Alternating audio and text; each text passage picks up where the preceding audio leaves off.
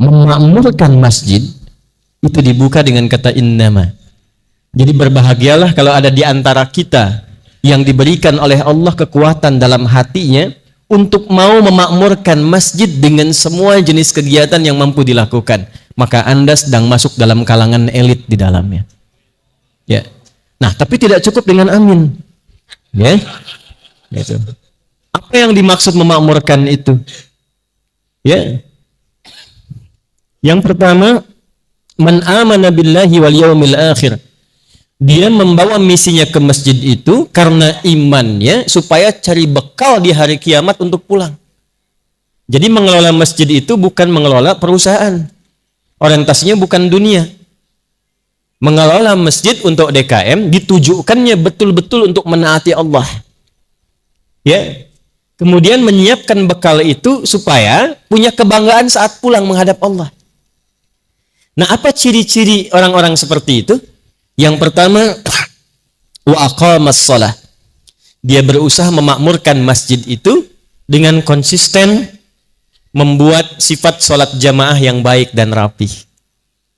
Nah, jadi ada pengelolanya, ada imamnya, ada makmumnya. Bila nanti ada yang sholat di sini, DKM dapat bagiannya. Setiap orang sholat dapat pahala, ditransfer langsung itu. Itu hadisnya sahih. Ya, man sanna fil islami sunnatan hasanatan falahu ajruha mithla ajri man amila biha min ghairi an yankusa min adriha syai'. Paham? Tidak. Siapa yang memfasilitasi pada sunnah kebaikan? Ya, sunnah kebaikan, jamaah sunnah kebaikan. Difasilitasi di sini, dilebarkan masjidnya, diluaskan, ditinggikan. Orientasinya bukan supaya orang menganggap masjid ini mewah. Awas hati-hati Pak DKM, Pak Najib hati-hati. Kalau hanya keinginan menjadikan masjidnya tanpa dinilai mewah, maka keluar dari golongan elit itu.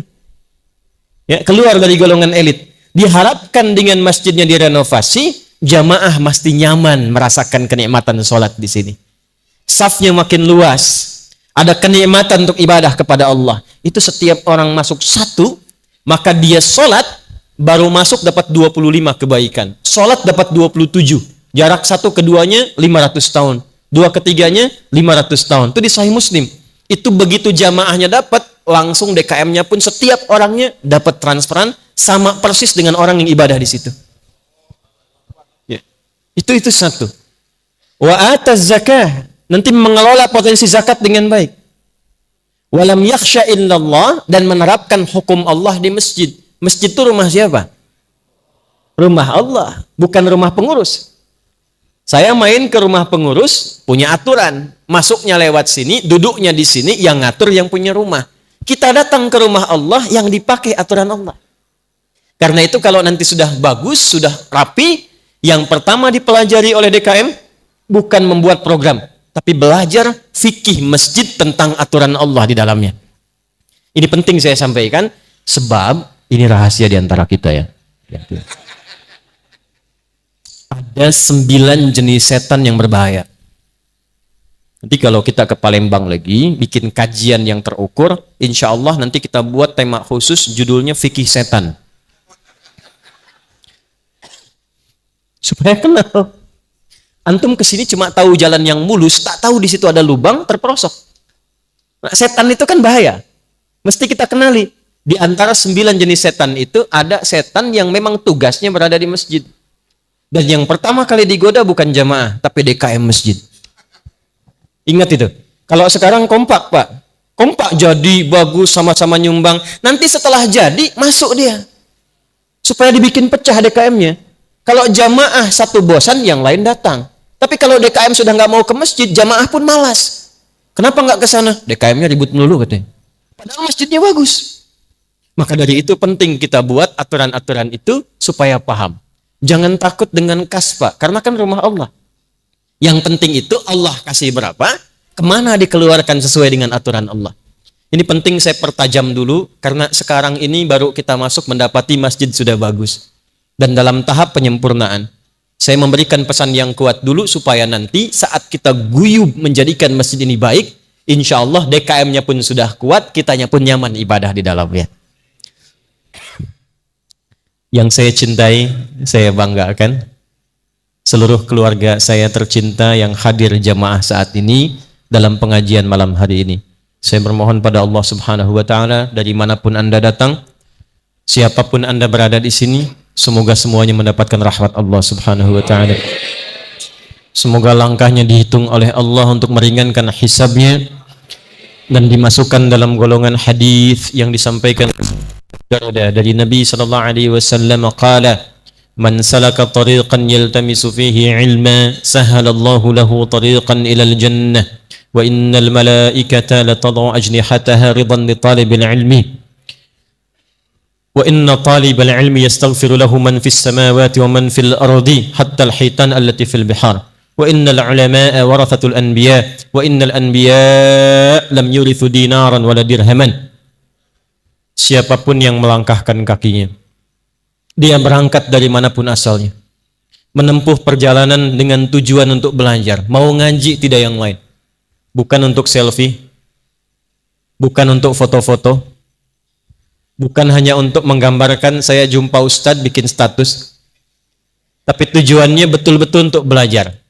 Dia datang untuk belajar, dia rekam pun untuk belajar, dia foto pun dia tebarkan untuk menenangkan hatinya supaya belajar.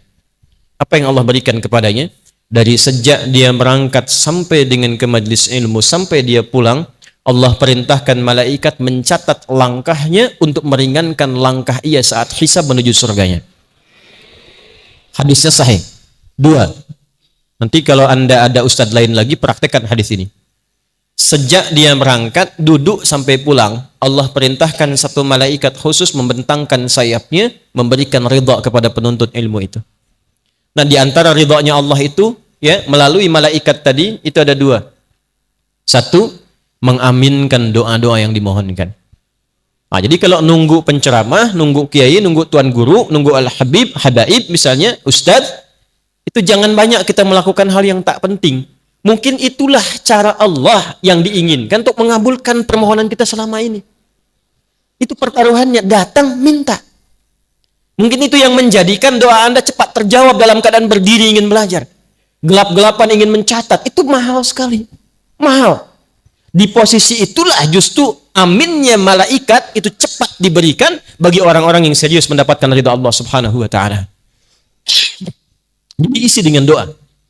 Yang kedua, ridhanya malaikat itu juga berarti permohonan kepada Allah ampunan dari semua dosa-dosa yang pernah dikerjakan penuntut ilmu itu. Karena itu jangan lihat siapa yang datang. Bersihkan niatnya. Anda pernah mencuri, pernah mabuk, ya, pernah berbuat maksiat yang lainnya. Allahu Akbar. Kenapa kok tiba-tiba Anda bisa datang ke sini? Kan bisa mencari tempat yang lain. Mungkin itulah caranya Allah ingin mengampuni dosa-dosa yang pernah kita perbuat. Ya. Karena itu menarik nih, kenapa pencuri sendal bisa datang ke masjid? Kenapa tiba-tiba ada orang pengen nyuri kotak infak di masjid? Sekarang ganti cara berpikirnya, kenapa kok diarahkan ke masjid? Mungkin itulah cara Allah ingin merubah kebiasaannya, mengampuni dosanya, menghilangkan sifat maksiatnya sebelum wafat ia kembali kepada Allah Subhanahu wa taala. Karena itu, mari kita memulai kajian ini dengan hati yang bening dulu, dengan tulus dulu, perbaiki niat dulu. Yang pegang handphone setelah masuk ke kajian, simpan dulu, supaya kita mendapatkan fadilah-fadilah tadi. Nah, terakhir, siapapun yang mengajar, kalau dia dari kalangan ulama, jaga mereka. Ciri ulama itu bukan hanya pintar, yang pintar banyak. Ciri utamanya, dia punya rasa khasyah kepada Allah. Innama yakhshallaha min ibadihi ulama.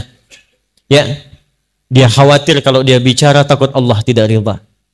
Akhlaknya mulia, lembut sifatnya, punya kepedulian tinggi pada murid-muridnya. Guru saya selalu berkata, nak, kalau engkau mengajar, tatap wajah-wajah itu. Nanti setelah selesai bangun malam, bayangkan wajah itu dan mohonkanlah kepada Allah kebaikan untuk semua yang kau tatap dan tak mampu engkau tatap itu. Minta kepada Allah supaya ditanamkan pada jiwa mereka kedamaian, kebaikan, dan pengetahuan yang merubah mereka menjadi lebih baik. Dan bertakwalah kepada Allah untuk memohon ampunan agar setidaknya engkau mampu mengamalkan dari apa yang pernah engkau sampaikan kepada orang-orang yang engkau ajarkan itu. Itu amanah guru saya pertama pulang ke Indonesia, saya menghadap, itu kalimat yang beliau sampaikan. Nanti engkau akan banyak mengajar, tatap wajah-wajah mereka, mengajarlah dengan ikhlas. Begitu selesai malamnya, maka urusan kamu dengan Allah untuk memohon kebaikan-kebaikan. Dan bayangkan wajah-wajah mulia itu.